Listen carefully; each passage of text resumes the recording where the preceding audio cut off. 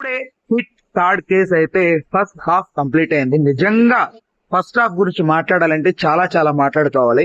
ఎందుకంటే mainly first of all మన అర్జున్ సర్కార్ మన నాని గురించి మాట్లాడుకోవాలి.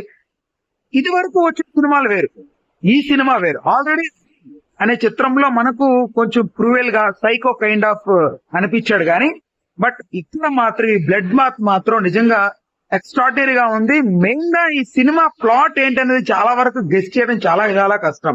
మనం comparatively hit 1 at the same time hit 2 చూస్తే కొంచెం గెస్ చేయొచ్చు బాగా తెలివి ఉన్న వాళ్ళు. బట్ ఇక్కడ మాత్రం guess చేయలేకున్నాం.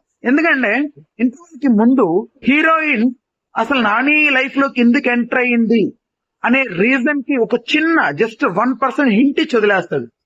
And more over heroine కి మరియు నానికి ఉన్న ర్యాపో ఏదైతే ఉంటుందో, వాళ్ళిద్దరి మధ్య ఉన్నటువంటి బాండింగ్ ఏదైతే ఉంటుందో అది చాలా న్యాచురల్ గా ఉంటుంది. At the same time heart కి కనెక్ట్ అయ్యేలాగైతే తీసాడు Shailesh Karun. And more over direction, cinematography, చాలా చాలా విజువల్స్ చాలా చాలా బాగున్నాయి. కొన్ని డిస్టర్బ్డ్ విజువల్స్ ఉన్నాయి. ఆటోమేటిక్ గా ఇలాంటి క్రైమ్ థ్రిల్లర్ అంటే మనకు తెలిసిందే, డిస్టర్బ్డ్ విజువల్స్ ఉంటాయి. అండ్ బ్లడ్ బాత్ ఆబ్వియస్ గా ఉంది. అండ్ అర్జున్ సర్కార్ క్యారెక్టర్ చూస్తేనే నిజంగా ఒక్కొక్కరికి వెన్నులో వణుకొస్తుంటది. అండ్ నాని హ్యూమర్ ని ఎక్కడ మిస్ అవ్వకుండా బ్యాలెన్స్ చేశాడు. ఫస్ట్ హాఫ్ వరకు మాత్రం ఇది. సెకండ్ హాఫ్ అయ్యాక ఇంకొక రివ్యూ పెడతా ఉంటా.